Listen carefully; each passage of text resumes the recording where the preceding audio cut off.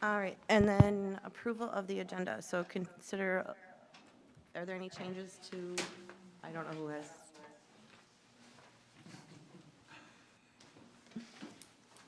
Good? Okay. All right. Any changes to the agenda? There are no changes to the agenda, Madam Chair. Okay. Anyone would like to make a motion to approve the agenda? I'll make a motion. All right, anyone want a second? I'll second. All right, all in favor? Aye. All right. And number 4 is appointment of the chair and vice chair.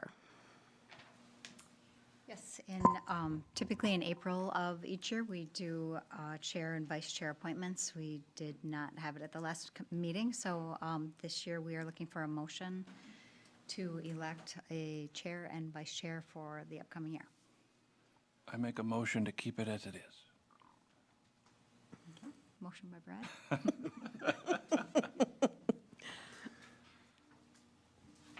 I'm open to I'll second. whatever you guys want to do. Okay. All in favor? Aye. Aye. Okay.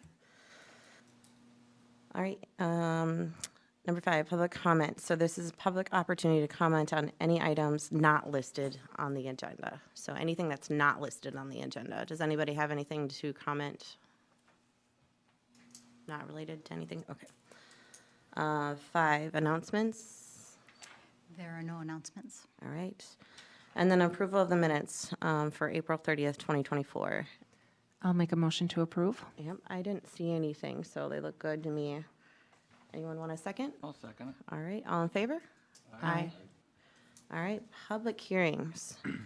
So Parkway Meadows, August Ventures LLC and Winklerland Company LLC applicants. So it's continued from last month. That is correct. Okay.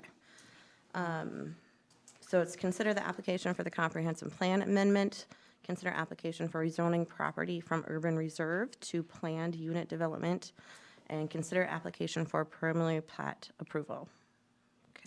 That is correct. And Planner Sklazachik is going to be handling the presentation for this tonight. And we did a really thorough presentation at the last meeting.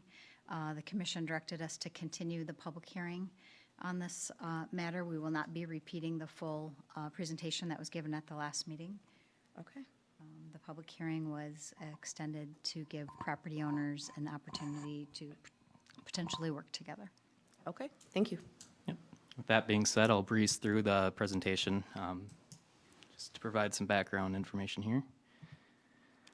Property's just under 34 acres. It's located north of City Hall and directly east of James Parkway, the existing neighborhood there. The northern section of it is zoned for R1, low-density housing, and south of James Parkway is guided for medium density, which could be attached townhome housing as well. The applicant is seeking to do PUD zoning for the entire property. This would give them a little flexibility in how they deal with the density requirements for the different zoning different land uses on the site. So some of the key differences would be lot width. Instead of 85 feet, it'd be 65-foot lots. On the front setback would be 5 foot less, from 30 feet to 25 feet. Side setback goes from 10 to 7. And you can see there, the table, there's the rest of the differences. The developer and the applicant have submitted all the necessary plans as part of the development. The reason the public hearing was continued, as Renee said, was to give the chance for the property owner located to the south a chance to figure out their site and how the roads are going to work. As you can see on this, Street A and Street C to the south of the development would be temporary cul-de-sacs, which could be continued on in the event the southern property decides to develop. So they would not become landlocked as part of this development. The updated plans I'll show you in a second here. So they did change a little bit from the initial plans here. Mainly Riley Road has been extended further down to the south.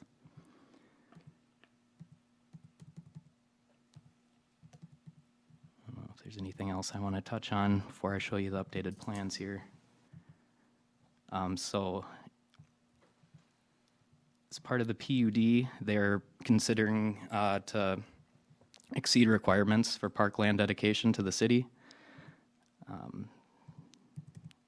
Part of that discussion involved the commission deciding if they would like to extend that to the 3 lots that I'll show you here in a second.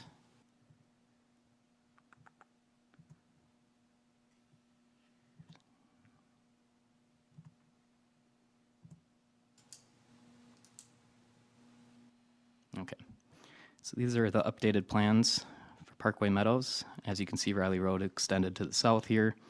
The parkland dedication, this outlot C, this big area here to the south. The 3 lots in question would be lots 55, 56, and 57 right here. So that could be considered, we could ask for those lots as well to be part of that additional parkland. That's the discussion we want to have with you tonight, and then, of course, the public hearing. So. Okay. Thank you. I just want to clarify one point that Jake made. The revised plans that were submitted still show Riley Road stopping to the north, but the road alignment has been shifted to the west. So they did get rid of that outlot D, which was problematic in the first plans. Okay. Thank you. All right. So I will open the public hearing. Do you want to put that back up? Or no? Sorry.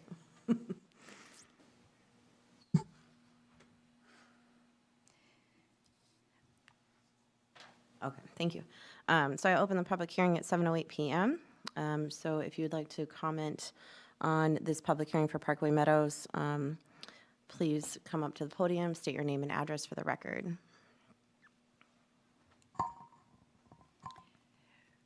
Madam Chair, the city has received one email that was sent in that I will read into the record. Okay, If nobody else is here to speak in person. This email was received today at approximately 1:00 PM, and I'm just going to read it verbatim. The email is from Jenny Kaler, who resides at 506 Riley Road. And Ms. Kaler states, I am writing in regard to the meeting about the new development off of Riley Road and James Parkway.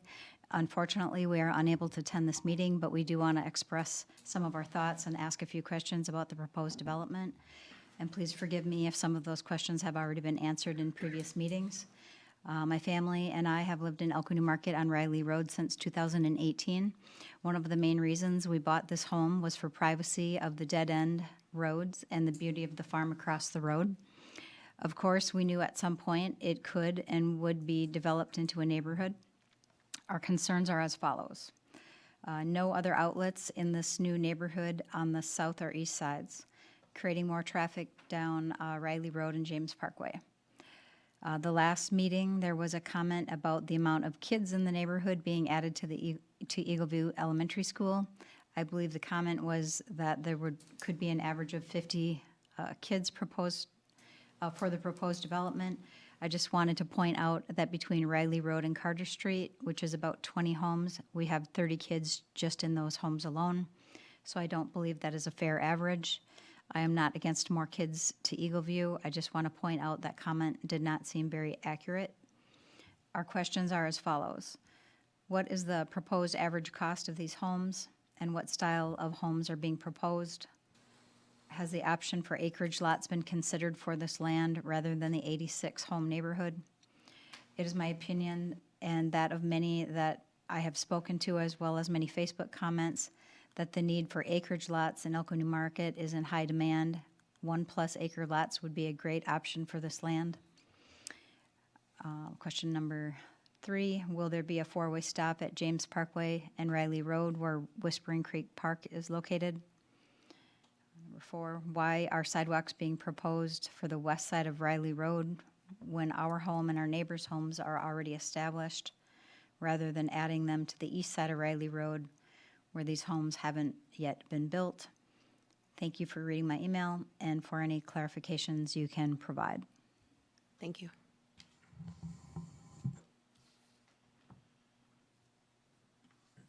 Okay. Yes, go ahead. Madam Chair, Commissioners, thank you very much. Joe Sullivan, the applicant. Thanks for your time again this evening. So just to clarify, the change we made, slight change, was basically a straightening of Riley Road, which provides for more open space to the east side of Riley Road. And so it's increased by the difference of outlot D or more. When it came up in dialogue, conversation a month ago about those 3 lots, what I was trying to emphasize in the presentation, the conversation, is we're trying to hit an entry point here in terms of pricing. The infrastructure is the same regardless of the number of lots that we put in this subdivision. And if you decrease the number of lots by 3, it just makes all the other lots that much more expensive. We think what we've presented is very generous in terms of open space, not just the park dedication area, but also the other areas throughout the development. Many of those homes look into an open space and not into another neighbor. And so I think it's designed very well and is very generous in terms of open space already. So, thank you. Yeah, thank you. All right. Any other public comments related to Parkway Meadows? Please stand up to the podium, state your name and address if you'd like. I just have a question or two. On the 2 cul-de-sacs that come down to touch the property for the Barsons, are they going to be permanent? But, so you're going to force that street to come through then when we develop? We do not agree with the plan. I think you should either make it a permanent cul-de-sac or, depending on how our plan comes in, to tie in. We would prefer a permanent cul-de-sac. Can you please state your name and address for the record? That'd be helpful. Because that doesn't, then it doesn't limit our flexibility on the south. We have to continue those 2 streets. We can't accept that plan. Okay. Can you please state your name and address for the record? Pardon? Can you please state your name and address for the record? Okay, my name's Dale Runkle. I'm a consultant for the Barsness. Okay, thank you. So your concern, I want to make sure I heard you right, was the cul-de-sac. You want a cul-de-sac Yeah, at the end? Okay. I mean, we don't want the stub streets for connections coming into the development, because I think we'll have a different type of style in there, and I don't think that would work, mixing the 2 neighborhoods. At least it gives us flexibility as to how we develop that versus having to run those 2 streets in. It gives us a lot more flexibility of how we can design. Okay, thank you.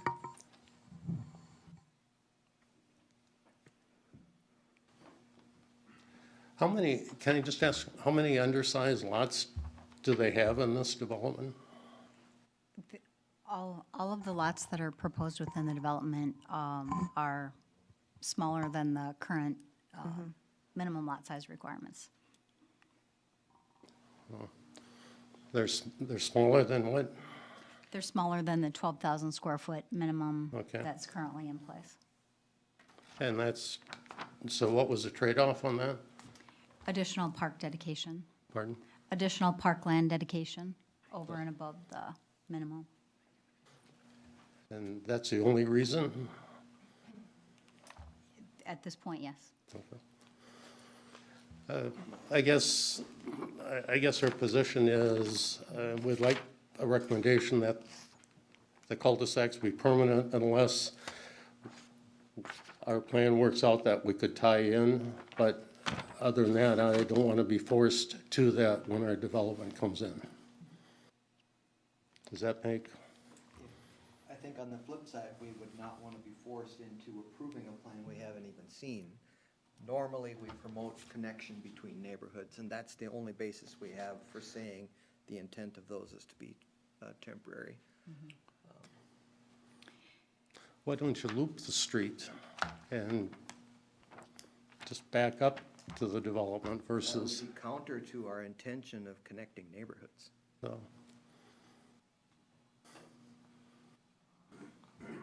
So you're gonna run single family into higher density or higher density into, The property to the south of the two proposed temporary cul-de-sacs is guided to medium-density residential. That land use designation allows a single-family detached home or townhomes up to 8 attached units. So it could be twin homes, could be fourplexes, could be eightplexes, could be single-family detached as well.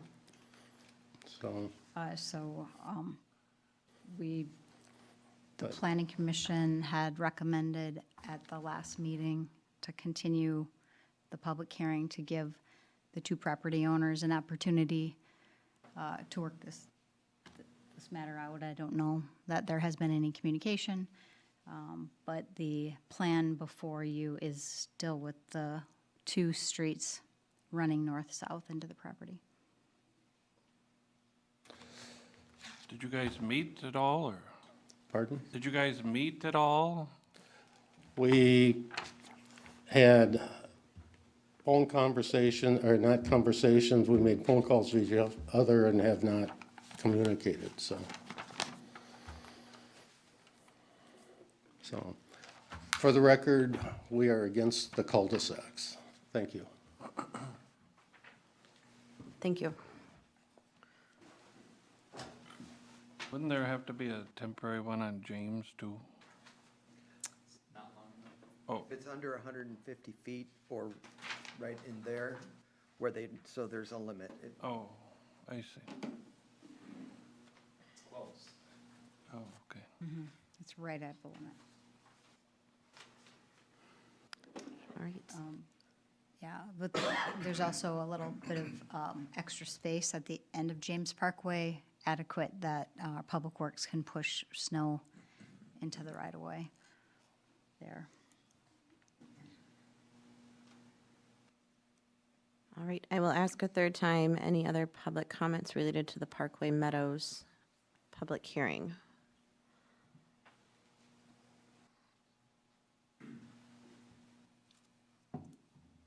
No? Okay, I will close the public hearing at 7:19 PM. Thank you, everyone, for your comments. Madam Chair, if we wanted to take a second just to respond to that, the first email, they brought up some concerns. So no other outlets for the development, that would be true until we get a chance to connect Riley Road to the south and that east-west road to 91. That only happens as those other properties develop. So this property would get us that much closer to those additional connections. Eagle View concerns, so that study we referenced was out of date. Those numbers are probably different now. It probably is a little bit more, but that's the most current figure we have from the school district. It's important to note that's an average across the district, so there are many areas that, have no children in neighborhoods, so it was a district average. The other thing would be that James Parkway and Riley have adequate capacity for this development. Right, the additional traffic, yeah, it doesn't warrant an additional connection at this point in time. The cost of homes, style of homes, that would have to be, I guess, directed at the developer as well as the acreage lots. Those aren't questions I guess the city could answer. I'll go ahead and address the grading plan that was submitted depicts split entry homes throughout the entire development. So as far as house style, split entry, price point, I can't speak to as staff. Acreage lots would simply not be permitted in the city. They're prohibited, and we could never provide sewer to 1 acre lots. We wouldn't meet our density requirements from the Metropolitan Council. Okay, thank you. I have a question on, I think it's Riley Road to the south. Am I looking at page 42, which is the revision or not? In the packet? 42 of the packet. Yeah. That would be the old Oh, plan. okay. What page is the current one? It's on the screen right here. It wasn't included with your packet. It was. Was it?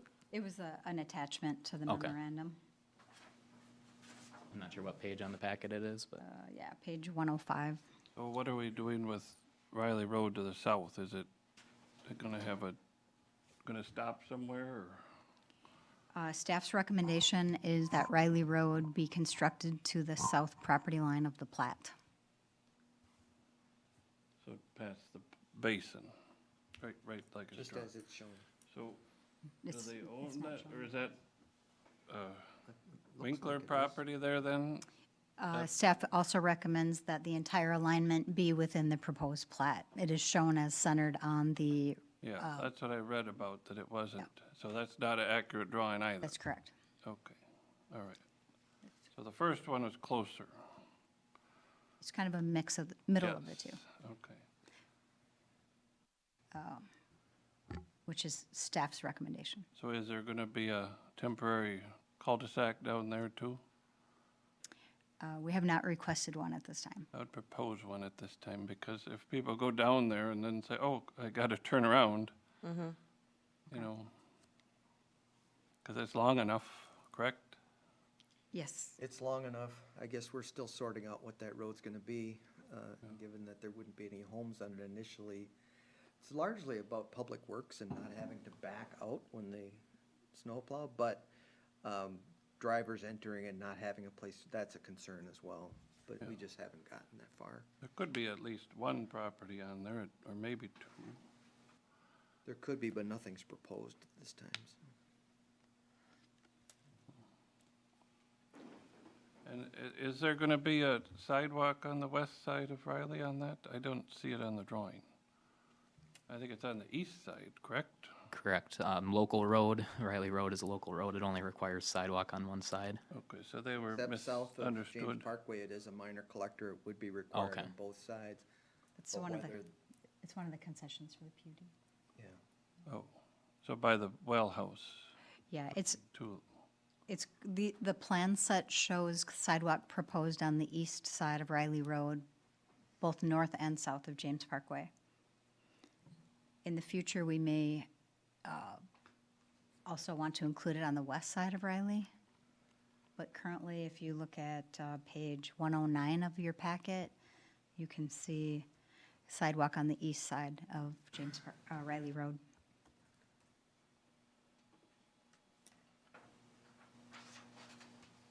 I don't know how to jump.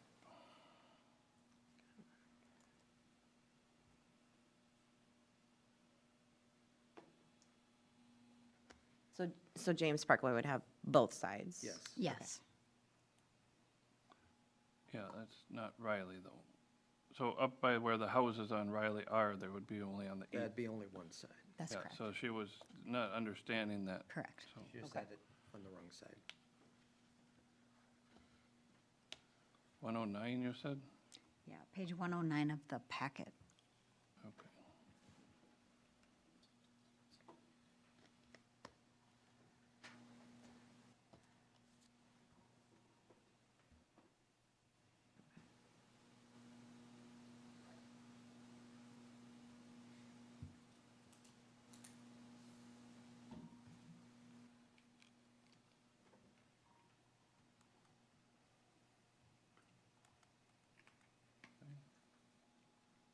I'm trying to compare both. Say what? I'm trying to compare both.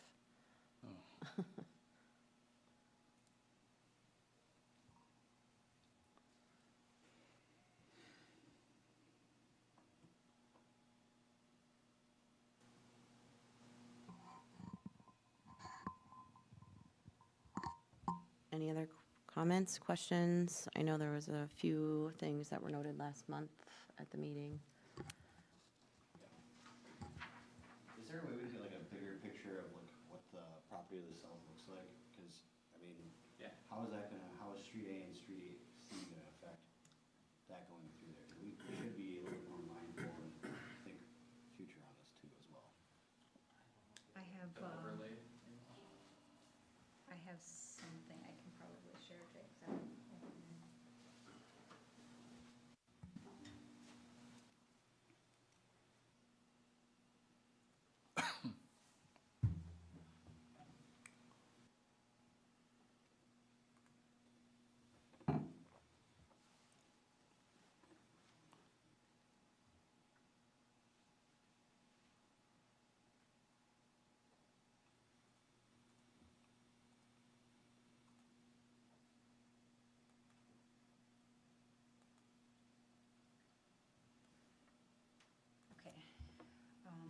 Hopefully this helps. You visualize, you can see County Road 2 on the south. You can see City Hall here where my mouse is. So this property that I'm outlining with my mouse is owned by the Barsness family. This here L-shaped piece.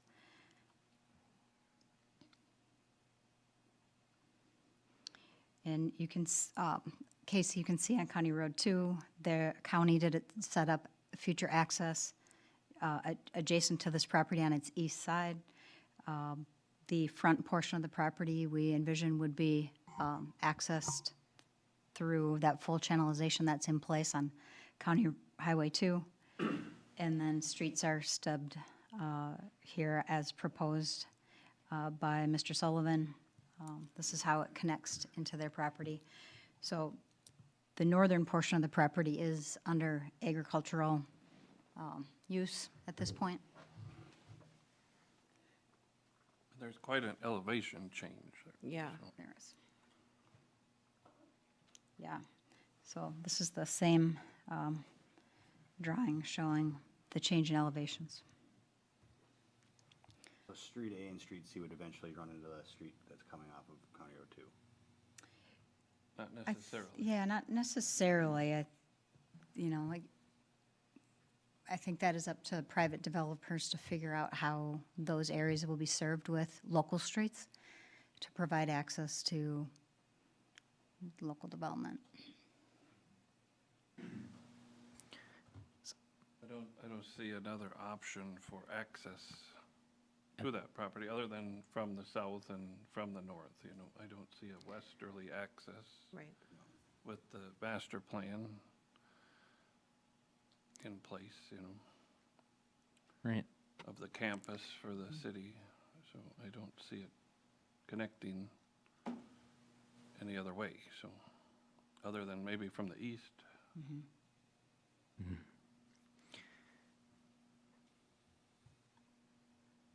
So that access is on a different, it's not on the Barsness property. As you can see, they're going to have to kind of work with that property owner to bring in traffic from County Road 2. So if we did make those two streets permanent cul-de-sacs at this point, and the Barsness family did decide to develop that property, they would pretty much be forced to rely on the neighboring property owner to provide access for their property. Yeah.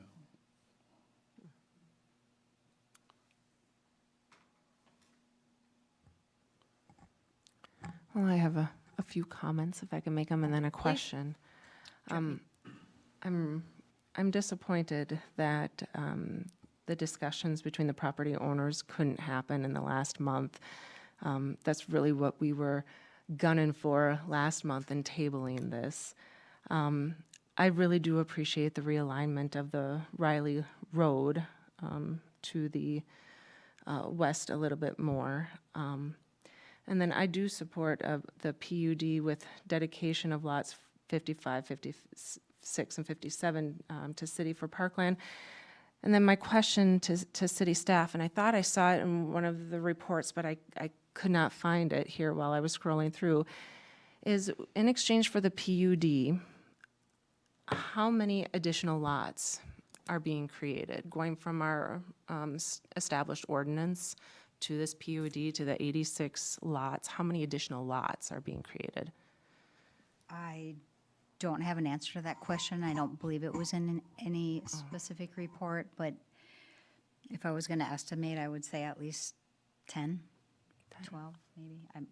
I don't know exactly. Okay, It would take some calculation to figure that out. all right, thank you. Thank you. Other questions, comments?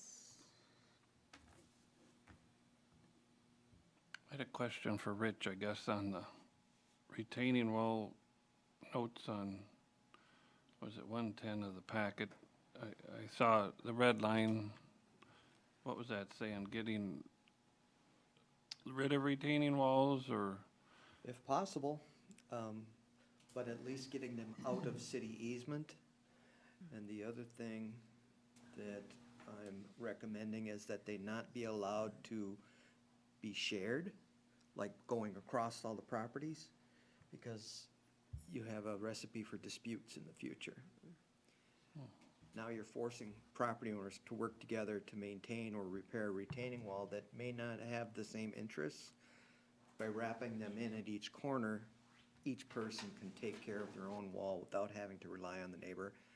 That itself causes some, it's a little more wall and more work to build, but those shared walls can be a problem in the long term.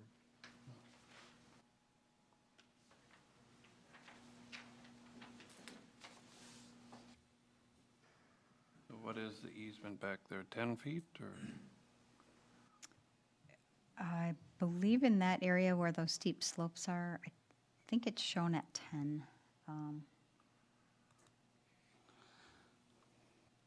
I'm,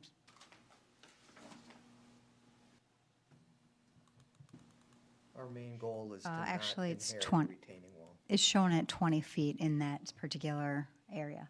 Actually, along the entire north property line, it's a 20-foot easement that's shown.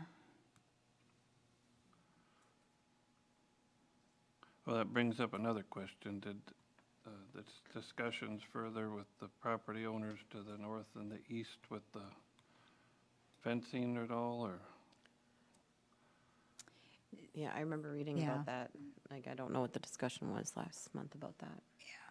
Really. There really wasn't discussion. Okay. The two property owners went on record to state that they have farm animals adjacent to the property. Yeah. There was no further discussion on it. Okay. Concerns about potential trespassing, but I Right. guess that could happen anywhere in the community. Sure. Okay. Because the development to the west had a fence put in with the development, so that's the reason I brought that up, so. I think our understanding that was a private thing, Yes. not required by the city. Yeah, it was negotiated between the landowner and the developer, so.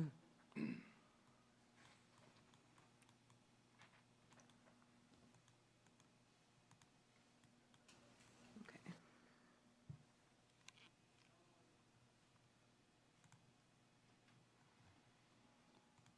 So I know there was a list of, like, long conditions. How would you like to best go about this, Renee? Let me pull up the staff report quickly. I'm looking at the draft from last month. 'Cause I couldn't find it for this one. I think it was the last two conditions on there we needed feedback on. Okay, The rest of the list is pretty set. okay, thank you. Okay, Yeah, so there were. perfect. Yeah, 11 conditions. So the planning commission is being asked to make a recommendation to the city council regarding the comprehensive plan amendment, the rezoning, and the preliminary plat, those 3 items. Staff has recommended 12 conditions related to the preliminary plat. The last 2 we're seeking your feedback on. Okay. The developer has not, in the current plans that have been submitted, these were revised since the last meeting, it's not showing Riley Road extended to the south property line. Staff continues to recommend that Riley Road be constructed to the south property line. So looking for your input on that, and then the potential for additional park dedication, as Okay. was mentioned. Okay. Other than that, staff has no comments regarding this. I think staff would like to just touch on the comment made regarding the street alignment. The city is required to act on this application by July 3rd, so your recommendation will be forwarded to the city council for action in June.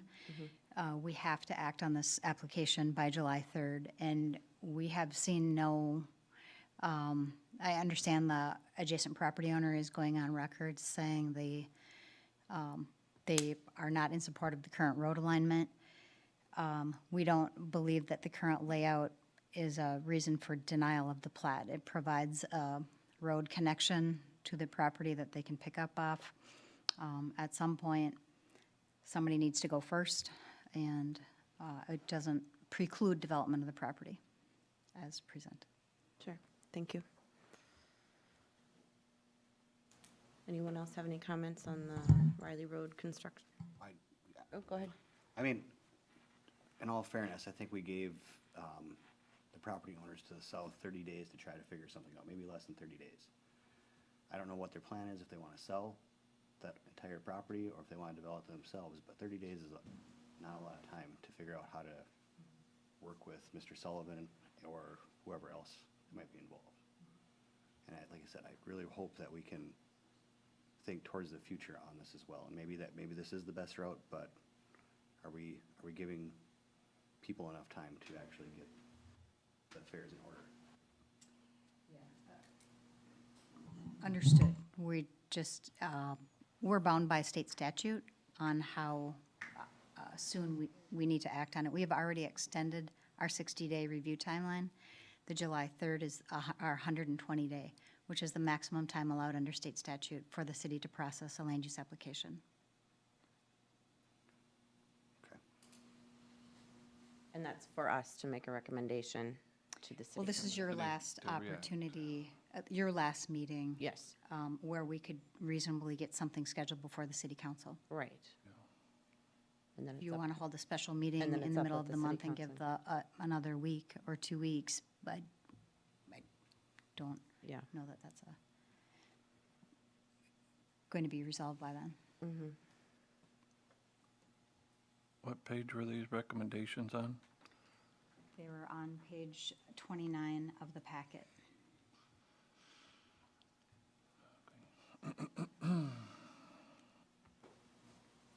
No, actually, starting on page 28.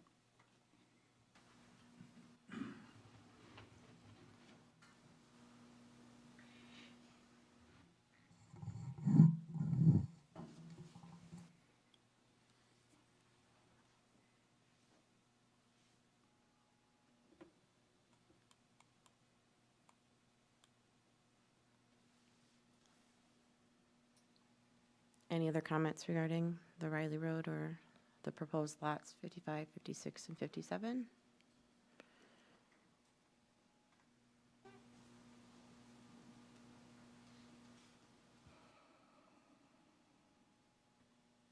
I appreciate, the comment of wanting to give them more time to kind of hash this out and work together, and thinking in the future.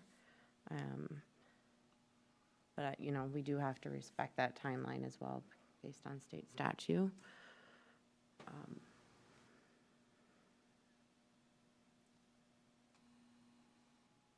And, yeah, we do connect neighborhoods with the streets. I mean, that's part of it, so. Yep. We have to close it, or, Make a motion to close the public hearing? yeah, or this is the This is our discussion. discussion? Okay. No more questions, no more comments? Okay. I'll make a motion to close our discussion at 7:40 PM. All in favor? Aye.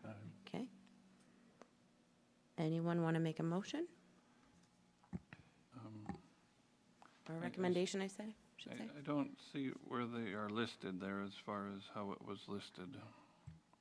But I agree with the road movement of Riley to the east to make it all the way to the southern property line. I agree with the temporary cul-de-sacs and making a sign that says they're temporary, because I think it said there was a sign that's going to go on the ends of these roads, so future extension. And then the 3 lots, I would request them as part of the PUD agreement as well. So those are 3 items. All right. I'll make a motion. Okay. Does that motion include the additional lots, the 55, 56? said those You 3, did? yeah. Okay, Real just making sure. quick, Brad, on your Riley Road to the south, are you requesting a temporary cul-de-sac on Riley, or? I would like one, yes. I like that idea. because I think that people get down there and realize, oh, I'm not going anywhere. You're kind of stuck. So I live on a dead end for the last 20-some years, so a lot of people turn around. Safer to not turn around, or to turn around than Yeah, back up. with having an area to turn around, yeah. I'll second that motion. Okay. All in favor of Riley Road being extended, move to the east, cul-de-sac, sign, and then the proposed lots 55, 56, and 57 being allotted? All in favor? Aye. Aye. Okay. Motion carries. All right. Now we'll go on to general business. So there's two parts. Part A, concept plan review of proposed residential development, FKA Pheasant Hills. Robert, I don't want to say that wrong. Thank you. So we'll start there. Okay.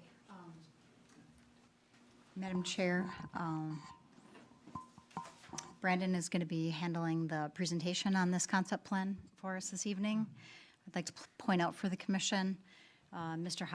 Mahachek is looking at this property, considering the property for development. He's seeking preliminary feedback from this commission tonight regarding a concept layout for the property, asking for your recommendation following our presentation, just providing a recommendation to the city council. We will not be taking, the purpose of this meeting tonight is not to be taking public comment. That is, public hearing would be required and provided if an official plat application was submitted. Okay. Thank you. All right, thank you, Renee. Okay, so this property is going to be 44.3 gross acres. The concept plan, as Renee said, has not been submitted yet, or the concept plan is what we're looking at right now, and it has not been reviewed by the Planning Commission or the City Council. The property was formerly zoned PUD in 2005 and has remained that way since. But because the PUD agreement and the zoning record predates the merger of Elkwood and Newmarket, and because it was 20 years ago, staff agreed that the property should be entirely rezoned.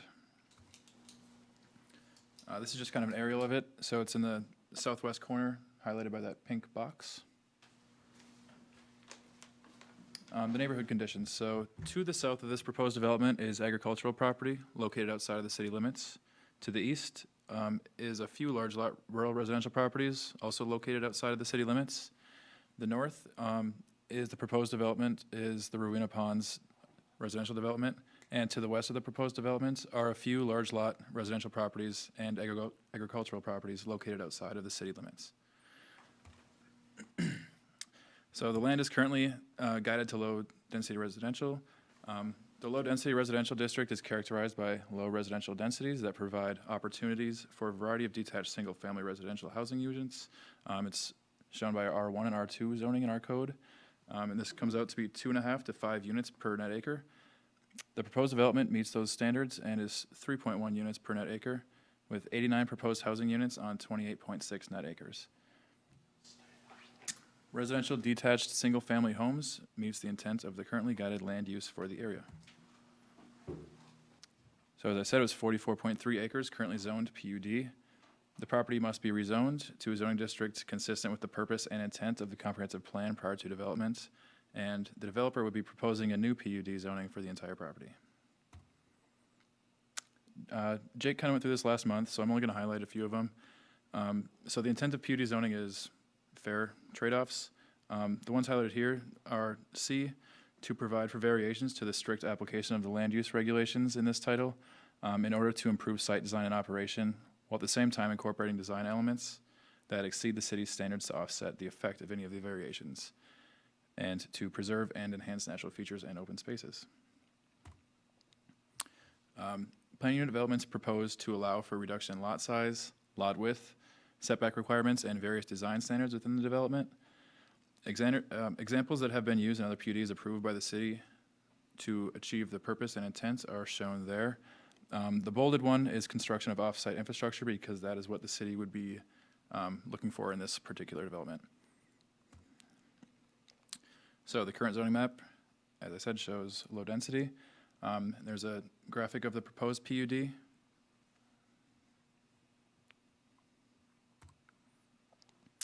So section 11-3-8 of the zoning ordinance also identifies criteria to be considered as part of the request for zoning amendment as follows. And I'm just going to highlight the fifth one because that's the important one here, which is traffic generation by the proposed use is within capabilities of streets serving the property. Staff believes that the request to rezone the property to a new PUD meets the above stated criteria for rezoning, except for the capabilities of the streets serving the property, which will be addressed as the presentation progresses. This is a chart, obviously, that shows the differences between normal R1 district requirements and the request for the proposed development, formerly known as Pheasant Hills. So as you see, the minimum lot size, 8,400 square feet instead of 12,000. Minimum lot width, same as the last one, 65 instead of 85. And then front setback, 25 instead of 30. Side setback, 7.5 instead of 10. Side corner setback, 20 feet instead of 25. Rear setback, 25 feet instead of 30. And sidewalks, so there's no sidewalk that's going to be required along 270th Street because it's just not sensible yet. And there'll be no sidewalk required along Harvest Drive. And I also wanted to point out that you'll see it later in the map again when I show it, but we're omitting the extension of Cedric Lane to 270th Street East because it's just premature.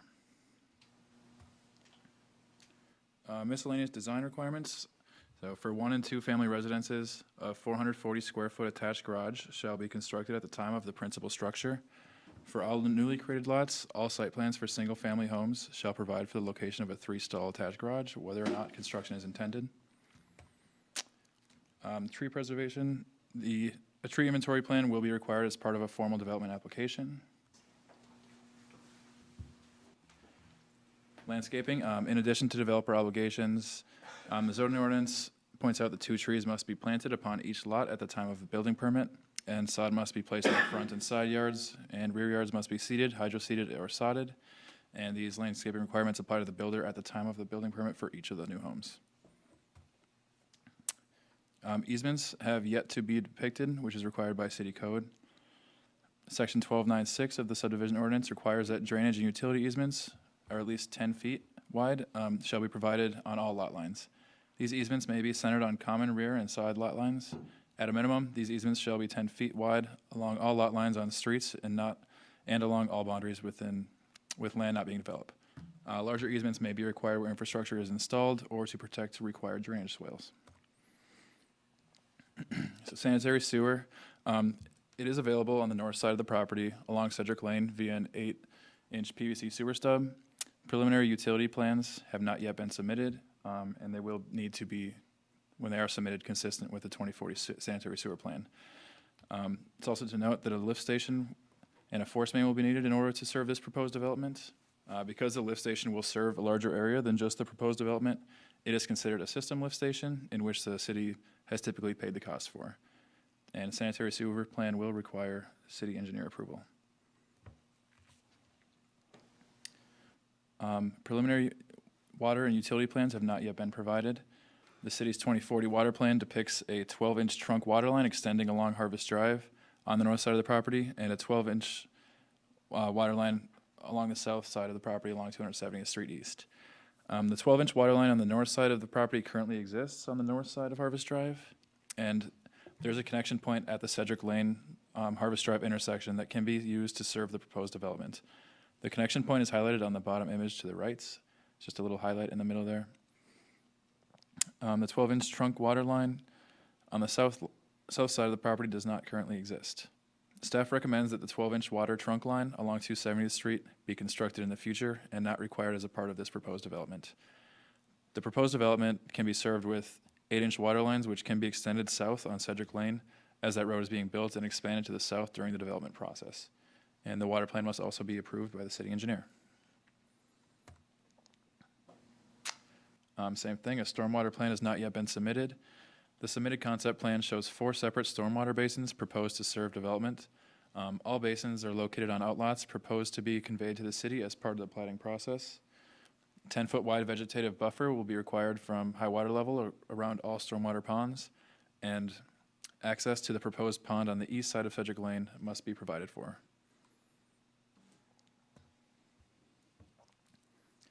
So staff notes that 2 of the conceptual ponds depicted on this concept plan located west of Sedgwick Lane, the 2 in the middle, should these areas, or they are shown on top of potential wetlands. Should these areas contain delineated wetlands protected by the Wetland Conservation Act and or the Clean Water Act, these areas may not be available and be used for ponding purposes. Stormwater plan must also be approved by the city engineer. A wetland delineation and MRAN report will need to be completed prior to development of the property. The required buffer width is dependent upon the quality of the wetlands. Wetland buffer sign markers are also going to be required along all lot lines at buffer locations. The subdivision ordinance requires that wetlands and buffers be contained in outlots and conveyed to the city upon the filing of the plat. And there are no FEMA designated floodplains or DNR protected waters or wetlands located on this property. Transportation and access. So the proposed development borders on 2 existing public streets, which are Harvest Drive to the west and to the north, and 270th Street east to the south. The city's transportation plan identifies Harvest Drive as a local street. It identifies 270th as a future major collector street and identifies Sedgwick Lane as a future minor collector street. So Harvest Drive. Local streets are primarily for access and adjacent land uses. Harvest Drive is located entirely outside of the city limits and is under the jurisdiction of Newmarket Township. Staff have concerns with the conditions of the pavement on Harvest Drive, as you can see on that picture at the bottom left. Of particular concern is the condition of the pavement on the segment of Harvest Drive that would serve the proposed development, which is located between Sedgwick Lane and Zane Avenue. Staff are recommending that this segment of Harvest, which is approximately 1,600 feet in length and 26 feet in width, be repaved as a condition of the development. Because this section of Harvest Drive is a township road, any improvements to this road will require the coordination and approval of Newmarket Township.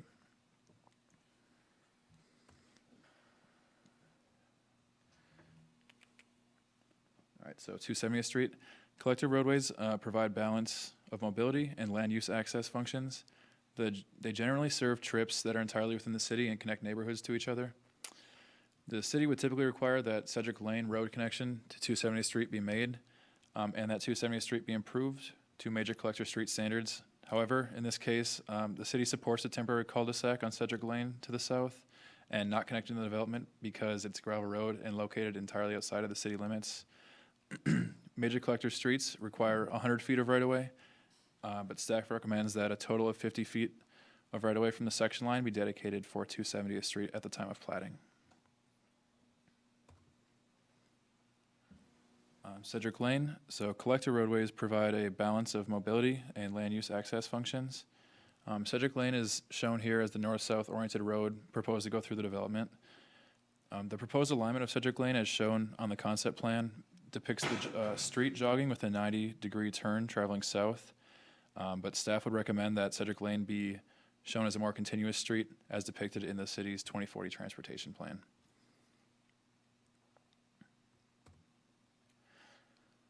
So some additional high-level comments regarding the streets. There are a number of local roadways shown on the concept plan. Local roads require a minimum of 28 feet width within a 60-foot right-of-way with sidewalks on one side. A temporary cul-de-sac will be required where the dead-end streets exceed 150 feet in length. Staff believe temporary cul-de-sacs will be required at the following locations, which are between lots 85 and 86, 47 and 48, and at lot 60. Along with future road extension signs that will be required at the end of all temporary cul-de-sacs. And the cul-de-sac at the southerly end of Sedgwick Lane will be temporary. The street will eventually be extended to the south to connect to 270th Street. So access, staff believe temporary cul-de-sacs will be required at the locations I just stated, as shown with the pink circles on your map.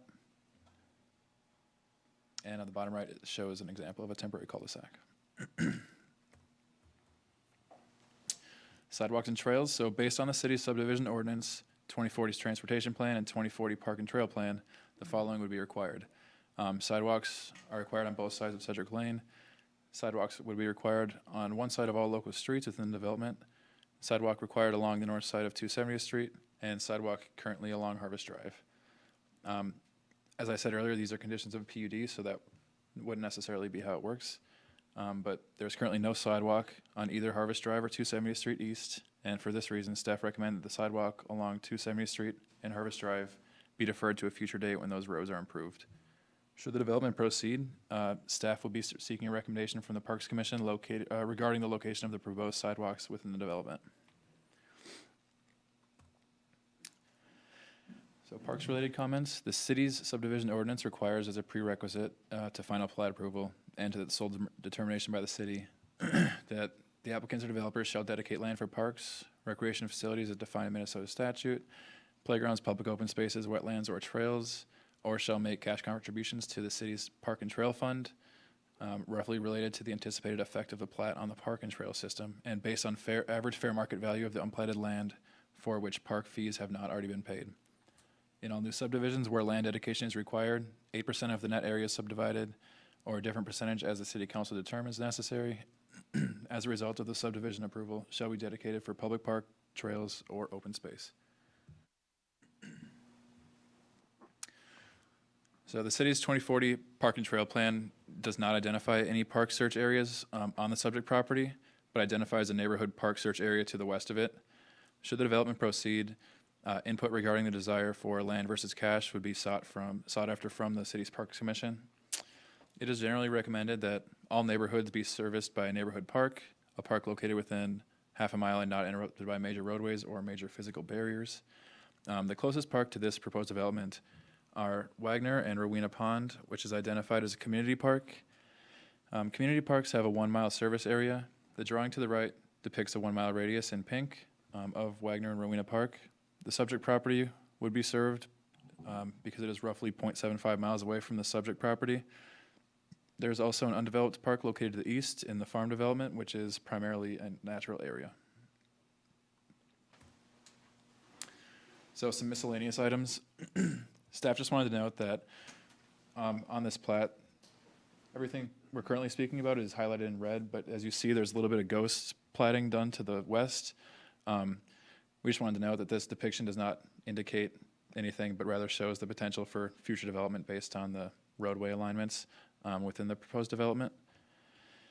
Additional roadway connections to the north.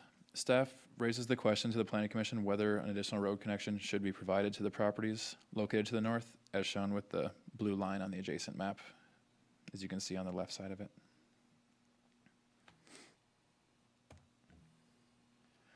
Staff also notes that the subject property is fairly rolling, having nearly 100 feet of elevation changes throughout various portions of the property. The steep grades may present some design challenges as the property proceeds into final design. There's a potential that some lots may require elimination during final design due to steep grades. Most notably, as you see here, lots 85 and 86. More notably, even so, is 86.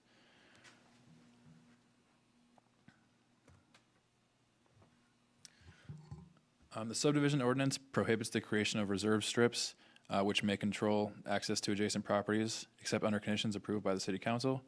There are a couple areas within the concept plan that indicate the potential for property remnants, such as west of proposed lot 60, as you see on the top picture.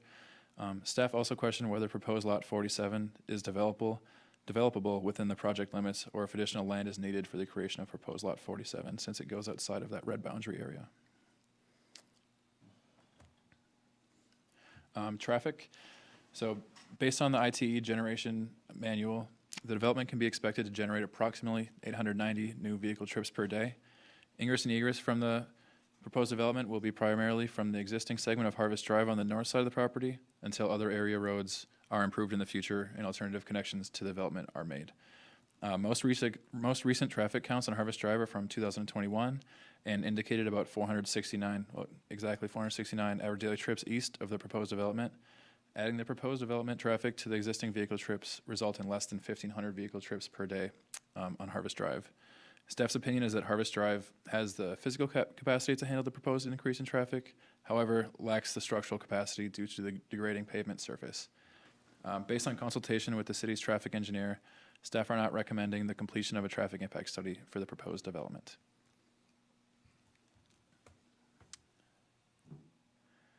So premature development. Title 1247 of the City Code addresses premature subdivisions.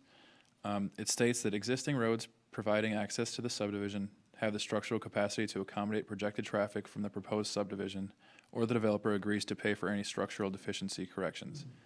Staff's opinion is that Harvest Drive, which will be providing the access to the development, does not have the structural capacity to support the proposed increase in traffic on the street. Staff therefore recommend that Harvest Drive be improved or repaved as a condition of the plat. The city engineer has recommended milling the current pavement and paving a 2-inch base course and a 1.5-inch wear course on the section of Harvest Drive between Webster Street and Cedric Lane. However, this recommendation is totally subject to township approval because Harvest Drive is, again, a township road. There are criteria that must be considered when determining a proposed rezoning of a property, as shown below. In addition, the purposes of a planned unit development, as stated in the city code, must be documented. So staff's opinion is that all criteria can be satisfied, provided that Harvest Drive is improved between Webster Street and Cedric Lane. And again, just want to highlight the fifth one, that traffic generation by the proposed use is within capabilities of streets serving the property, which we do not believe is true. So additional comments. The city engineer has reviewed the concept plan and his comments have been incorporated throughout this report. Public Works Director reviewed the concept development plan and his comments have been incorporated throughout this report. The police chief and the fire chief have not commented. The building official has also not commented. The city attorney reviewed the concept development plan and has no comments other than those included in this report, specifically required to the improvement of Harvest Drive. She noted that any improvements to Harvest Drive will require a joint powers agreement between the city and Newmarket Township. And these numbers, as we talked about, might not be accurate, but this proposed development would add 49 students based on the best information we have available to the New Prague School District. Annexation. So the site area is currently located within Elko Newmarket municipal boundaries and is under the jurisdiction of the city. The Harvest Drive road right-of-way located along the north side of the property is located entirely in Newmarket Township, and the existing 270th Street road right-of-way located on the south side is also entirely within the Newmarket Township. The township questions and recommendations. So Newmarket Township has not yet provided comments regarding the proposed development. This is kind of my fault, but approval of the development would require coordination with Newmarket Township because the proposed street access into the development would be provided from a township road. So feedback from the township will also be needed regarding the recommendation, the recommended improvements to Harvest Drive. So some staff recommendations for rezoning. Following all feedback from the Planning Commission regarding the proposed concept plan, the Planning Commission is being asked to make a recommendation to the City Council regarding the development. If the Planning Commission does not support the proposed lot size, lot standards, and so on, staff recommends that the Planning Commission provide a specific recommendation regarding supported lot sizes and standards. If the Planning Commission does support the proposed lot standards and layout, staff would recommend approval of a proposed development for the following reasons. The proposed use of the property for single-family residential development meets the intent of the comprehensive plan, which guides the property to low-density residential land use. And 2, development of the property as single-family residential is compatible with adjacent land uses. So the following is a summary of items that must be addressed and noted as a condition of the Planning Commission review. Number 1, the developer must enter into development contract with the city at the time of development. Number 2, drainage and utility easements must be dedicated at the time of final plat. A tree inventory will be required as part of any application to plat the property. A wetland delineation report and MNRAM will be required as part of any applicant to plat the property. All proposed stormwater ponds must be located outside of any delineated wetlands or comply with the requirements of the Wetland Conservation Act. Number 6, all wetlands and stormwater ponds must be located on outlots and shall be dedicated to the city at the time of final plat approval. Access to the proposed ponds on the east side of Cedric Lane must be provided for maintenance purposes. Maintenance access to the most southerly pond must also be provided for. A sanitary sewer lift station and force main are going to be needed to serve the proposed development with sanitary sewer. Cedric Lane must be redesigned to be a continuous street as depicted in the transportation plan. Temporary cul-de-sacs must be provided where dead-end streets exceed 150 feet, and future road extension signs will be required at the end of those cul-de-sacs. Any remnants and reserved strips of land shown in the concept plan are not permitted by the city's subdivision ordinance. 14, Harvest Drive must be improved or repaved as a condition of the plat. Sidewalks will be required on one side of all local residential streets, on both sides of all minor collector streets. The proposed street connection to Harvest Drive will require approval of Newmarket Township. There is potential that some lots may require elimination during final design due to steep grades. An additional local street connection must be provided to the north of the proposed development. And further input will be sought from the Parks Commission regarding the desire for what they want to do regarding land dedication or cash contribution. Staff also would like to note that number one, staff recommend that the 12-inch trunk water line along 270th Street, as shown in the city's water plan, be constructed in the future and not required as part of the development. Number two, staff recommend that the sidewalk required along 270th Street and Harvest Drive be constructed in the future and not required as part of this proposed development. Number three, the cul-de-sac proposed at the southerly end of Cedric Lane is temporary and will ultimately connect to 270th Street East to the south. And staff do not recommend the completion of a traffic impact study for the proposed development. So the requested action, the Planning Commission is being asked to provide feedback regarding the concept plan and make a recommendation to the City Council. All right, thank you. Yeah, thank you. Great. That's a lot. No, that's okay. I read it all earlier, so it's fine. Where do you guys want to start? How about this? Can we start at that road? Can you explain to me more about that, Cedric? So what we are asking the developer to do is to straighten that? Here. Yeah. Take that left, that 90-degree turn out. And kind of smooth it out? or- So towards the bottom there, you see that Yep. Circled in pink.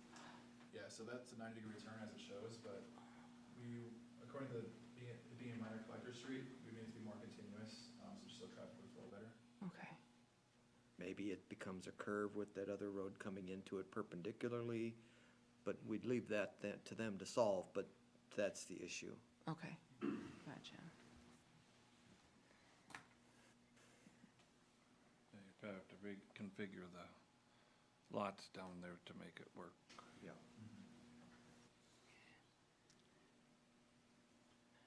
But I understand the concept of their backyards being towards the ponds. I understand not wanting a road along the pond, I guess, is their point behind that. So.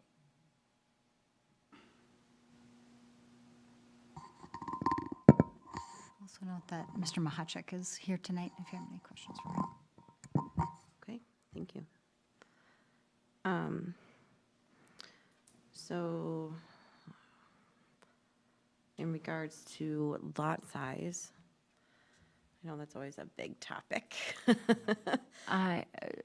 After listening to the applications that have come before the Planning Commission the last year or so, it seems to me that the request for smaller lot sizes seems to be on everybody's PUD request. So really, I would like to see I would like to see a change to our code. I mean, if this is going to be the regular, I think that we should be looking closer at that. And I don't know, maybe that's a staff and admin type of a thing, but I would think that having to run to us for approval for everything, maybe this is an area that, hey, this could be an administrative thing if we already have these lot widths changed. I don't know, just a talking thought. Sure. In regards to this, my question was, I'm very familiar with that area. So that section of land that's in the middle, that's within city limits, and everything else that surrounds it is not. So it makes it a little bit challenging. Do we know roughly what the lot sizes are around there? Because I know they're fairly large. And I'm thinking of marina, houses, big lots, and then tiny lots in the center, like, yeah. I get that things may be developed, but that may take some time with all the individual property owners along Harvest, because it's not just one. So the The lots along Harvest, as you continue to the west, are approximately 4 to 5 acres in size. The lots to the east are closer to 10 acres in size. They would be along Webster or Zane. To the south, it's kind of a mix of, Right. maybe even larger, Right. old farmsteads, so. Yeah, and, Brad can probably attest, he was probably here at one point, the entire, I can certainly. Sequoia's property? Yeah, the entire Socorro farm had been annexed in anticipation of a development. The grading had started in this particular area. It was just simply abandoned due to the recession. I think I'll go ahead. Can you unshare your screen? I was gonna say, is this close to what it was planned back Yeah, then? it's very close. Lot sizes The lot too? sizes are, no, they're not. They're smaller. Okay.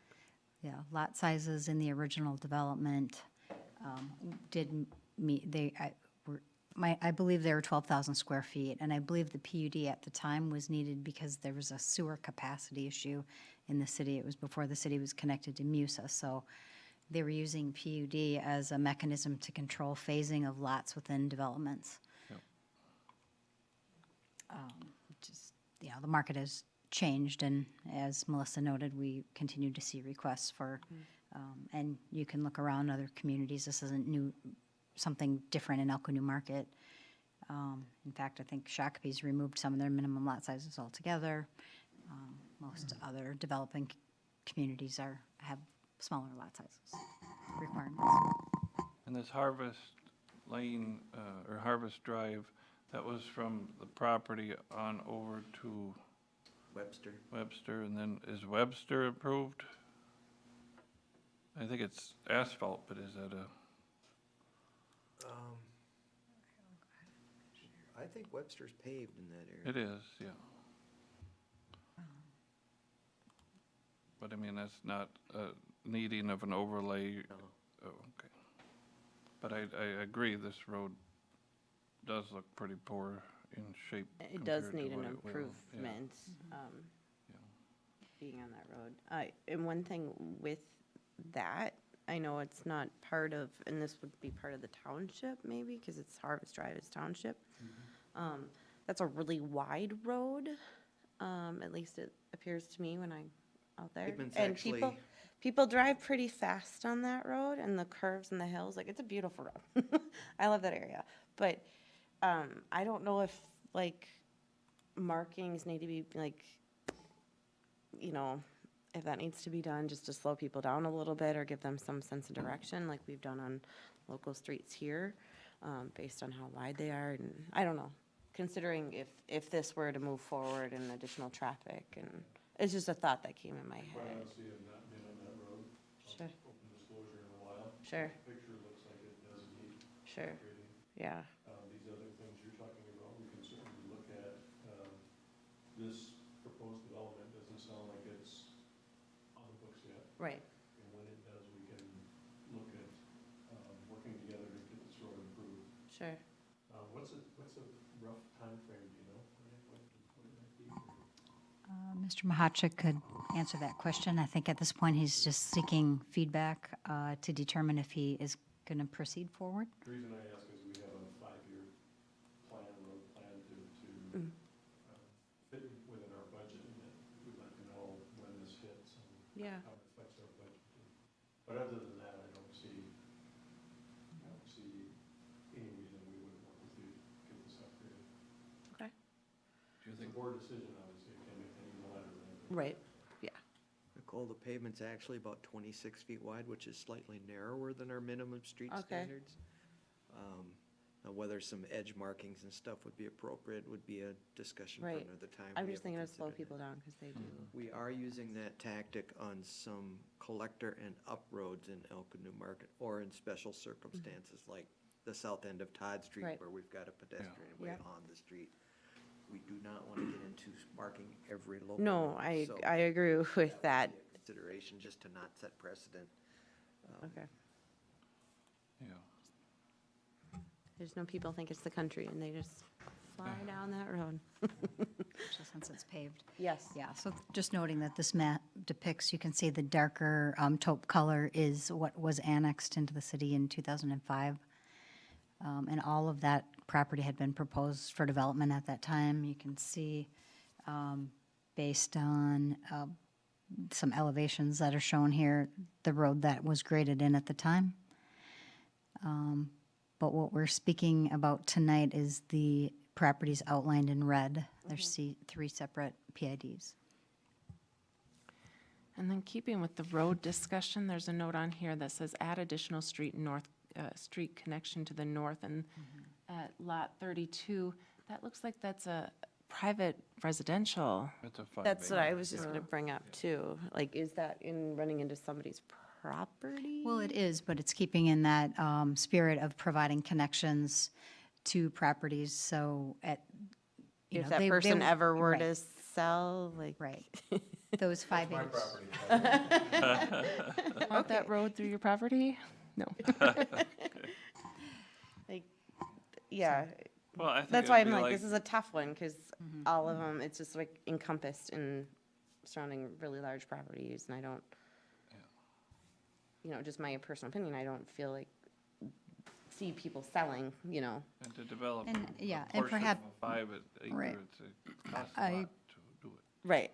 Just to contradict that point of Sure. view is the development that went in adjacent to your house was a single-family home on a 10-acre lot, and the home wasn't really that old.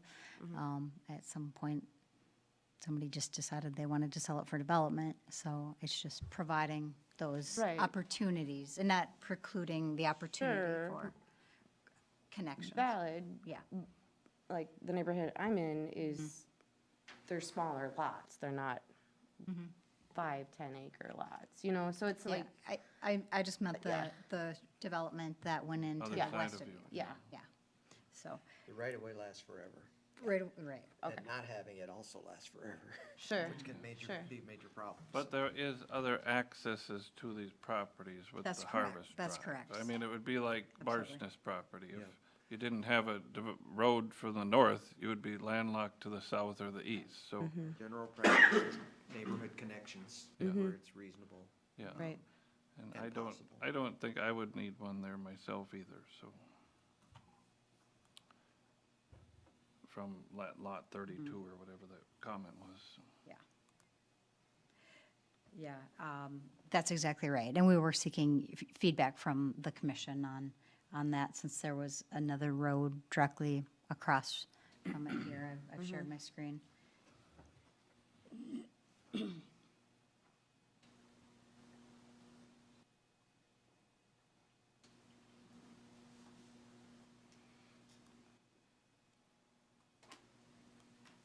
Other comments?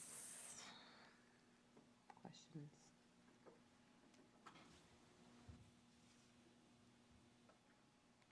Looks like there's some challenges to develop, it looks like, so. Yeah. And I don't know what you can OEZ do. land in Elko New Market. Yeah, I know. I don't know what you can do about how, if this is a plotted area that, how do you do like for lot 47, how do you change the shape of that lot or, Yeah, oh, yeah, because it goes, yeah, and the ones down by the pond, how do you, I mean, I know what you're Like lot stating 60 is does. because Winkler Development had that issue at one time and they've been there 26 years, half lots and, yeah, so I understand the concept of not doing that, but how do you avoid it here? Well, I think that's for the design engineer Yeah. to see if the lots on the other side of the street could be shortened up and maybe the road aligned, and maybe it is buildable. We're just pointing it out as a question and pointing out that residual lots aren't permitted. Are these red lines movable on there or no? That's the property boundary. It's Yeah. movable if they can acquire more property. Oh, I see. yeah, because it's 47, a little bit of 48. And 47 wouldn't be serviced by a road necessarily either. because it looks like it would face the road to the south that would be ghosted in. So it might not be a buildable lot due to, So the sketch Drive- plan is kind of their first yeah, I, draft I understand. feedback, so Yeah, they'll have to work that out. yeah. How many lots would it be if it was stay at the current proposed lot size? Again, that would take some work to 'Cause to me, the figure out. 65-foot lots do not make sense in this area. I just did some quick math based only on land area. If you Yep. take 89 lots at 8,400 square feet, that's the same as about 65 lots at 12, let me check my number. 62 lots at 12,000 square. That doesn't mean they could get 62 lots. Everything changes when the lot size Yeah. changes. I just don't think the lot sizes being smaller and getting more people in that area is the right thing to do. I think that's a spacious area of homes that could, you know, maybe that whole neighborhood could thrive with a larger lot size. I mean, there's only so many first-time homebuyers that are gonna buy a 65-foot lot. I'm a first-time homebuyer, and I'm not gonna buy a 65-foot lot for my second home. It's gonna deter me from staying in Elko New Market. I agree, it's pretty hard to go from 5 acres or 10 acres to a 65-foot lot. Yeah, not knowing preemptively if others are gonna sell or not, you know, like, so it would be cohesive.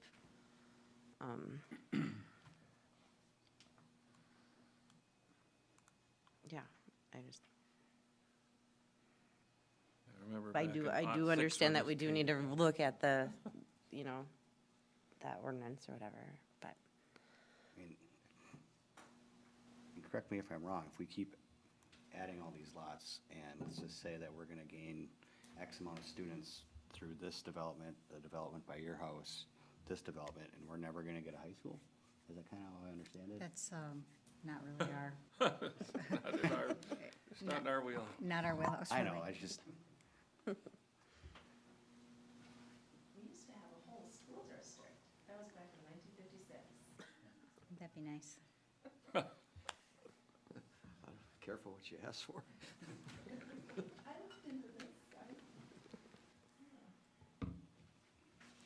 Okay, so, So how big are the lots in Rowena? Tell you in a minute. I can't recall. the ones on Harvest Drive are fairly large Yeah, but lots. I'm talking about But the yeah, ones that go yeah. to the west are probably smaller.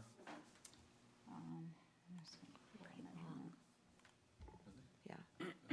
That's where I go jogging back there, so. Look at page 141. They're, yeah, .3, they're about Yeah, a bigger third of an lots, acre, aren't they? but. What? Here, let me see what the width was. Sorry.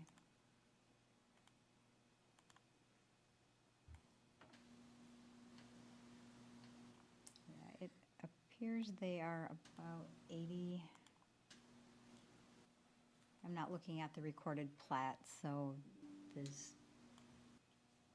I'm pulling like 82, 80, 80 feet wide. Yeah, they're larger, they're probably more consistent with like the 12,000 square foot standard that had been in place at that time.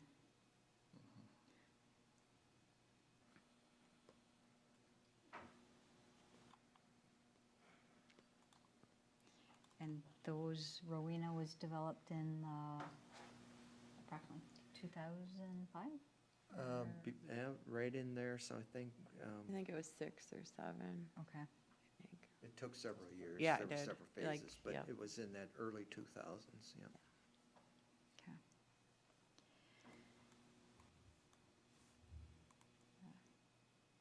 So, I think I'm just gonna state that, Yeah. you know, the planning commission is being asked, you know, what they support, or if they support the use of PUD for smaller lot sizes in this area. If you do not support the proposed lot standards, which are the 8,400 square feet, 65 feet wide, are there other standards that you would support? Or would you request that it be redesigned to meet the minimum lot size?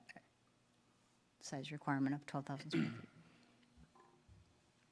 Is there something, well, I guess I think I only heard from Casey, so I won't interrupt your discussion on the No, lot size. no, it's fine. I mean, I'm kind of hearing it too, and I feel like 65-foot lots in this area are not conducive right now at this time.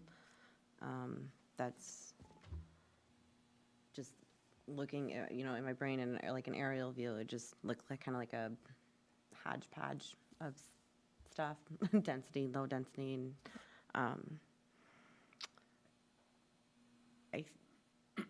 I don't know how others feel about the lot size. I think they would need to be bigger as well. I mean, how do others feel about even just meeting the minimum lot size of 12,000 square feet at this time and see what it looks like?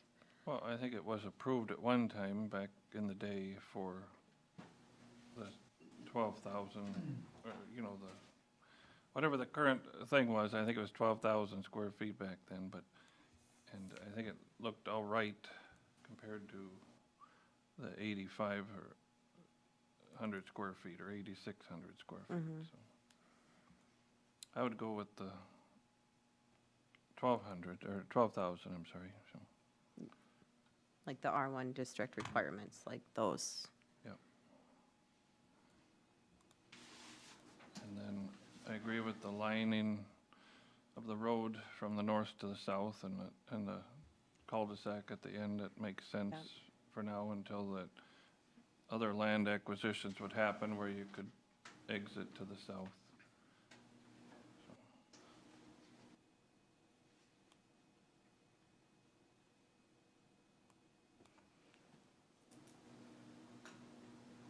There's a lot of wetlands.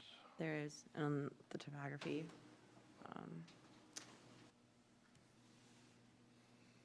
I don't know about I don't foresee a park at this juncture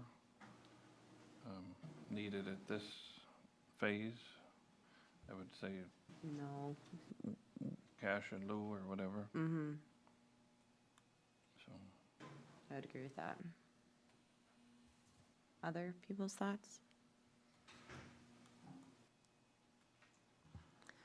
Well, in looking at Rowena Ponds, that was a PUD as well, and just doing some quick back of the napkin measurements here, it looks like they had on the low side 80-foot lot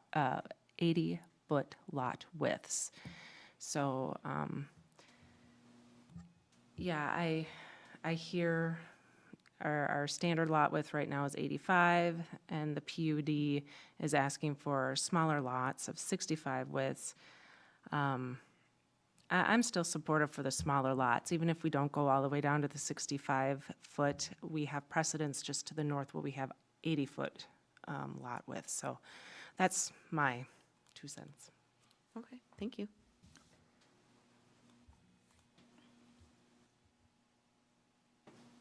Other people's thoughts? Because really you just want to know, Renee, the lot size, right? I mean, I personally just think just going with the R1 district requirements as it's laid out, and then we don't have to go through every single thing to readjust. I mean, that's just to keep it simple and clear. Okay. But I don't know how others on the commission feel about that. yeah, I agree. Agreed. yes. Is that a, Yeah, no, I'll support the planning commission. Or no, I'll vote yeah. against you, whatever. But do you get what I'm saying though? Because if Yeah. we adjust it to like 80, then we got to go through every single one, and it Yeah, could no, be I messy. agree. I would like to get rid of PUDs in the future if possible. So, Fair enough. sure, yeah. Okay. Does that answer the that would- questions? Be our recommendation. Okay.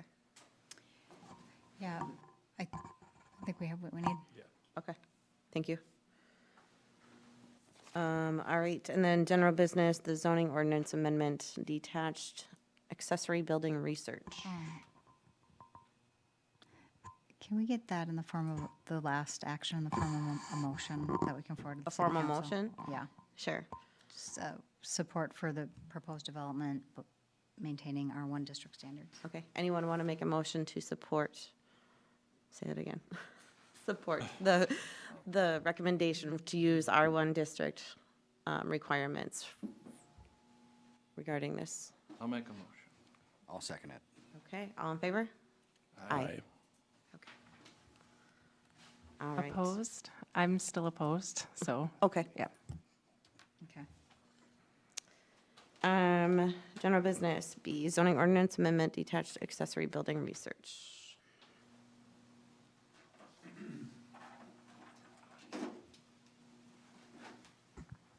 All right, so this is a continuation of a discussion we had a few meetings ago.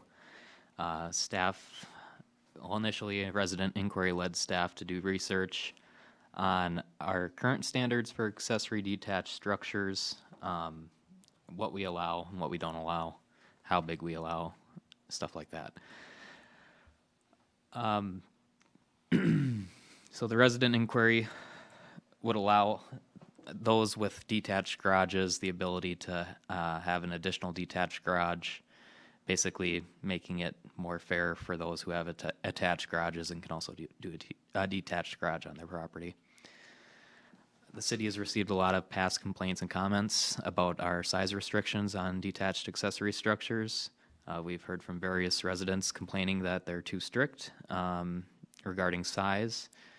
The city's current standards are located below, so it's just separated into two categories, 1 acre and under, which is, I would say, at least 90% of the city lots in town.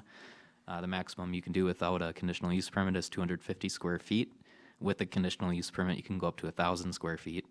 If your lot's over 1 acre, you can do 1,000 square feet without a conditional use permit and go up to 1,500 square feet with a conditional use permit. I just want to note conditional use permits are not guaranteed to be granted. Everyone is individually looked at. So staff's research focused on other cities' codes, specifically what was allowed for size and number of structures, as well as those standards in business and industrial zones. Research did not take into consideration what is allowed with conditional use permits, and this is just meant to give the commission and staff a guideline for providing future feedback on recommendations. So the last time we met, we presented you with this information, and we put in memo kind of picture form each and every one of these, so you can kind of get a better visual of what it may look like.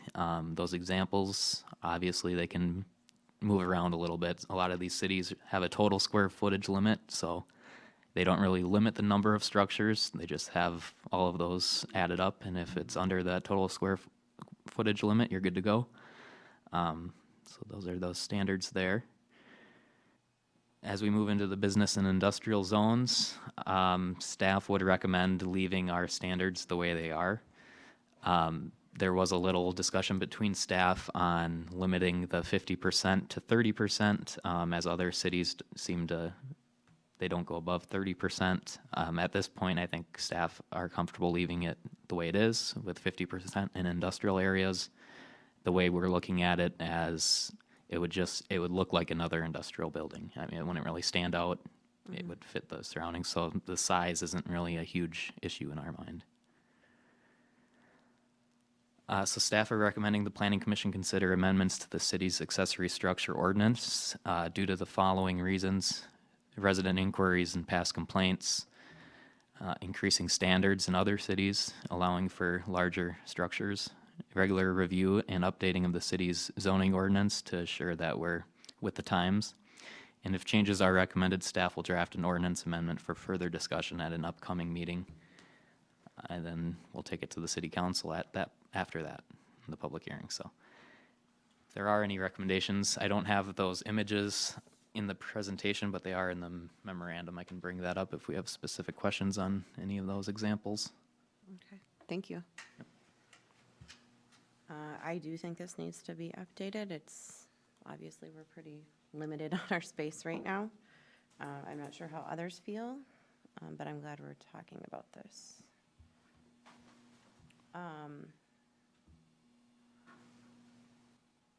I guess, what are other people's thoughts on this first?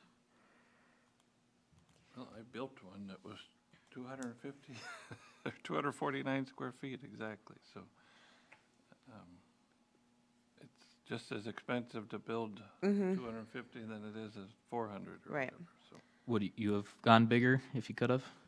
I would have, yes, so. Yeah, well, and I think in a previous meeting, Jake, you made the comment of like, this might help eliminate or lessen city ordinances where people are in violation. So I know a lot of people have things out here. Yeah, so that's one of the main changes since the standards were put in place, I guess, is now everybody has a toy in their garage. Campers got longer, trucks got longer, everything's Everything's getting bigger, bigger. yeah. Yes, so. Does this anyway impact, the staff is using accessory structures, so would this apply to accessory dwelling units that are attached structures or perhaps detached as part of a garage, or is that something So separate? right now, our ADUs, I believe there's just a minimum size, correct? You are correct, the maximum size does correspond with the maximum size of a detached accessory structure. So we would probably have to look at that section of the code as well, or we would. And I can pull it up here real quick, but good catch. Yes, we've been exploring options for my aging parents and my disabled sister, so thank you. Yes, I would love to revisit this.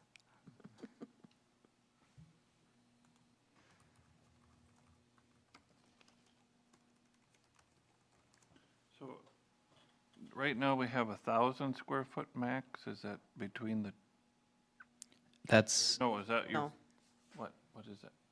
so if you have an acre or over, you can go up to 1,000 square foot, Oh, but that's I only see. one structure. So that's, It's not a max square footage limit for multiple buildings, just one building. Oh, I see, are there, but like Lonsdale has a maximum per Per lot. footage for lots, yeah, I I think like, that would be a better way to go, don't you? I agree too, just having, this is the max, if you're, obviously you have to meet the setbacks Yeah. and all the requirements, so your property is gonna only allow you to build as big as you can build, And in like Brad's case, realistically. a lot of people already have those little 250 square foot sheds. Right. Realistically, they're not going to want to get rid of them for Right.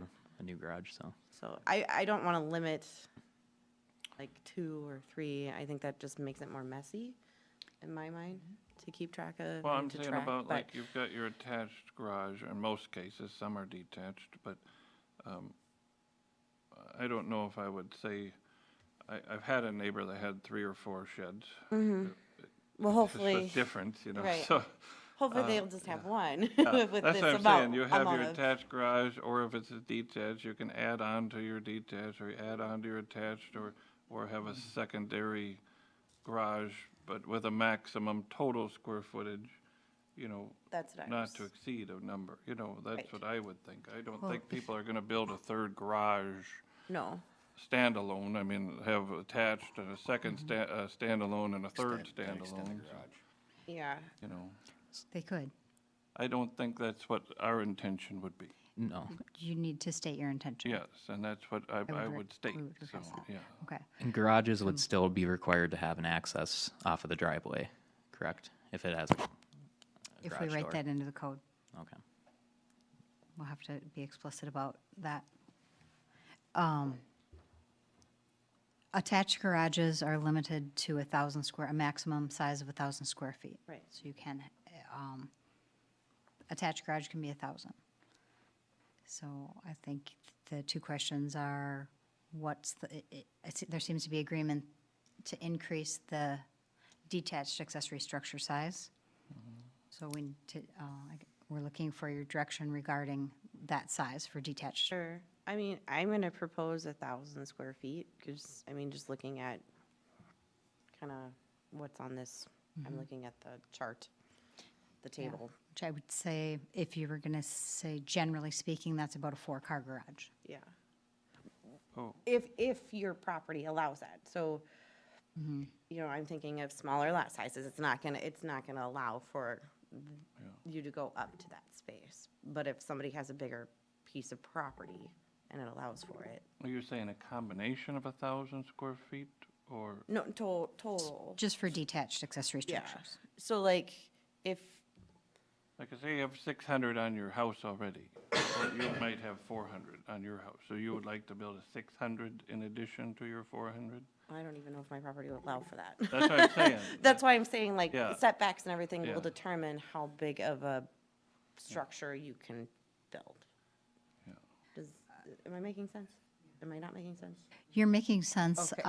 but I think Brad misunderstood what you said regarding square footage. I heard you say you support a max, detached accessory structures up to a total of 1,000 square feet. Correct. So you could have 1,000 square foot garage plus 1,000 square foot shed, or detached garage, If your property allows. if your property allowed it within setbacks.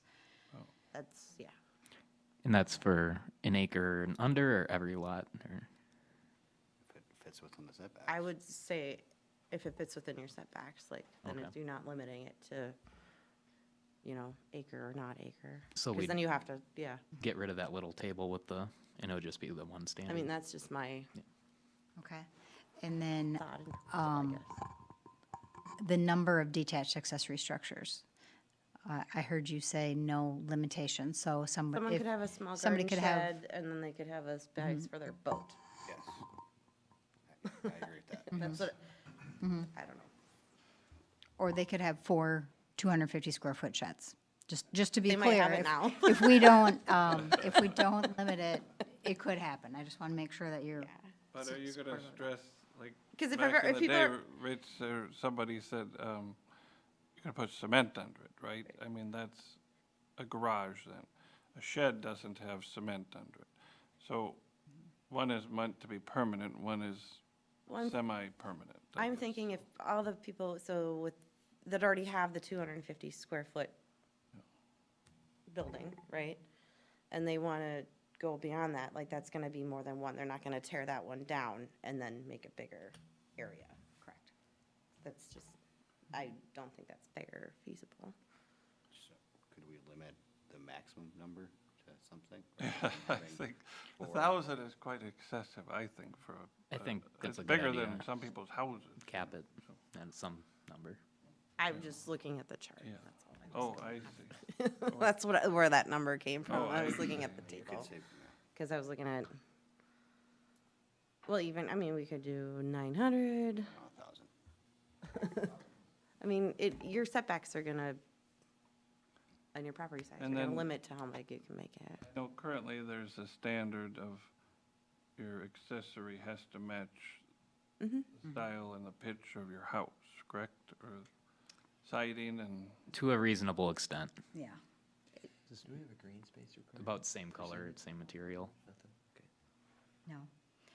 Yeah, we don't get as far as like, we don't get as far as pitch, roof pitch. We just say siding and color, material generally. To match, Yeah. yeah. yeah. Because we do have something on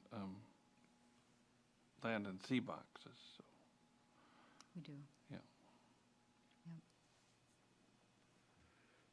Because some people are doing creative things with those on. They sure are, yeah. Oh, yeah.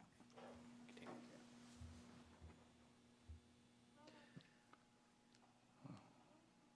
So these would not be on a foundation or a slab? So you'd have a, they could be? Okay. I got confused by that I think they're conversation. I think talking it- about the 250 foot. I sheds mean, that it are would built. be up to the person building it and how they wanna, Okay. I don't know. Right? I think we see some of those in town with slabs too. It's just up to the property owner.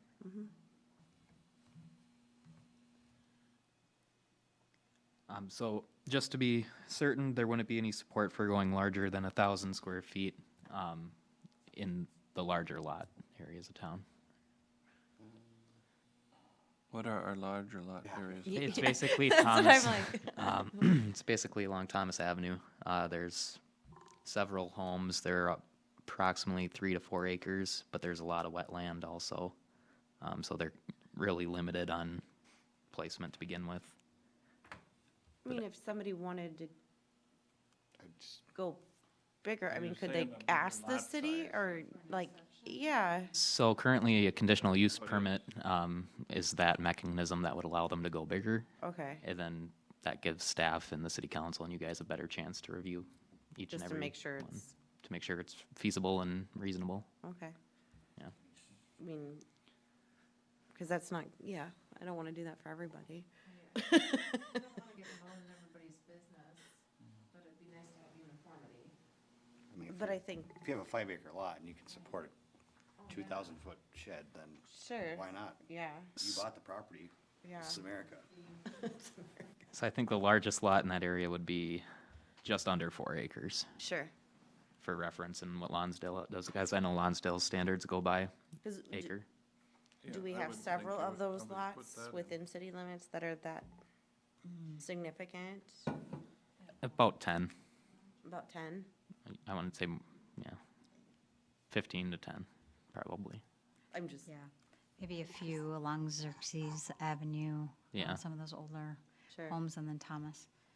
And they already have a structure on there, Right. realistically. But Most you of can 'em. also just change it to the lot size relative to the square footage, you're saying.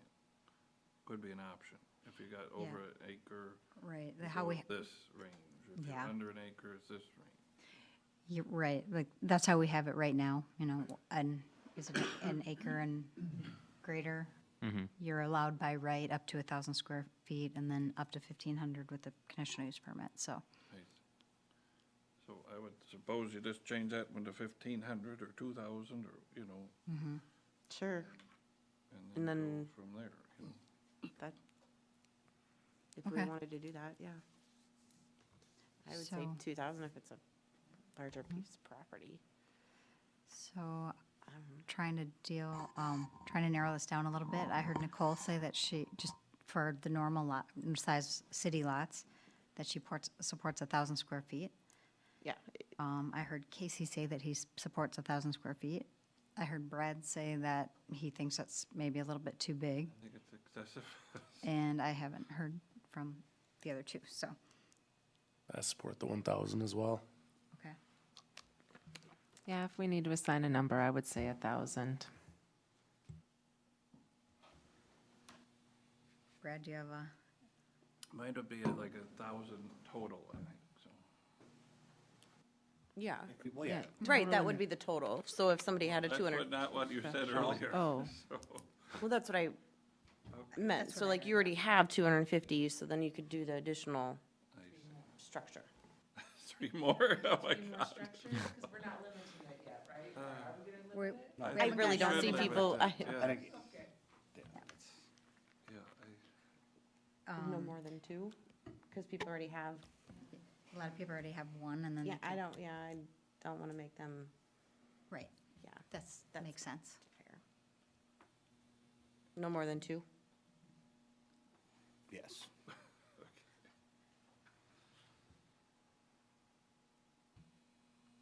Okay. Then 2,000 for acre and over. Are we all good with that? Yeah, I'm fine with that.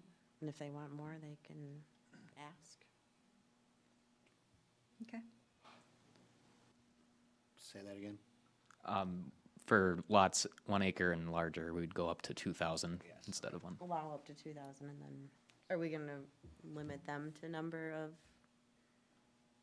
I would. so same? Okay, I would. 2.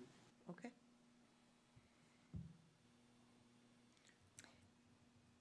Okay. We'll keep the city council informed of your discussions. And then at the next meeting that we have time to discuss it, we'll just bring back a draft ordinance. If you think everything looks good, we will go ahead and prepare for publication. So this will take several months to get through. Back to Melissa's point, accessory dwelling units, the maximum size of an accessory dwelling unit on a lot is currently limited. It corresponds with the detached accessory structure size. So Okay. we should maybe definitely. revisit that. I think a I would detached make a match, I accessory guess, structure of so. 1,000 square feet might be excessive, but that might demand further discussion. I need to think through that a little bit more. Okay. But like what Rich was saying about the green space, I guess, is that a factor? It's not in your code, It's so, not in our code. but it certainly is I mean, the Consideration. more roof, the less green, so Yes. that's, The more runoff. Right. yeah.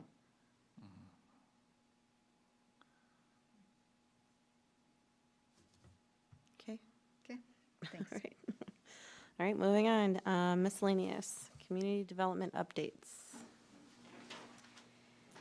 Only update I have is. Sorry, did you have, I respect everything you do, appreciate your time and everything. Is there a way, best way to keep us, we're on Harvest Drive, if we wanna stay up to date with what's going on with that, is there a good way to kind of follow up with that and just to keep informed? sure, on the, Or with that potential development, the Oh. Pheasant Drive or? Yeah, so. You can always just look out on the city's website. The packet comes out, I would say, the week before the meeting every week. Check the Friday The night. other thing is, did you guys sign in? We did. Okay. You know, we might know within a week, he might call me tomorrow and say it's not financially Right. feasible for him to proceed. You know, we could let you know if he's not proceeding. Yeah, that would be great. What were your names real quick, just so I can, I'm Joe Dykelborn. okay, Mike Crocker. okay. Kevin And- Sawyer.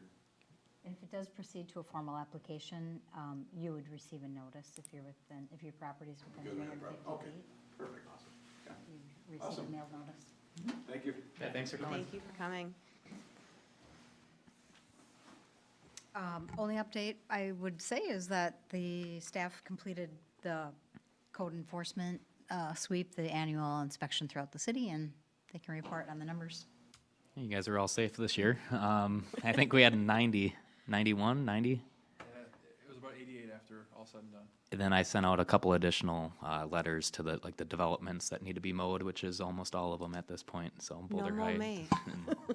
Right. I've had more times this month than my whole life combined. Oh, my God. I waited and I was busy though. I usually don't mow in I May. think the developers, it's more just forgetting about it than no mow May for them, but, Mine's intentional. yeah. Let it reseed itself.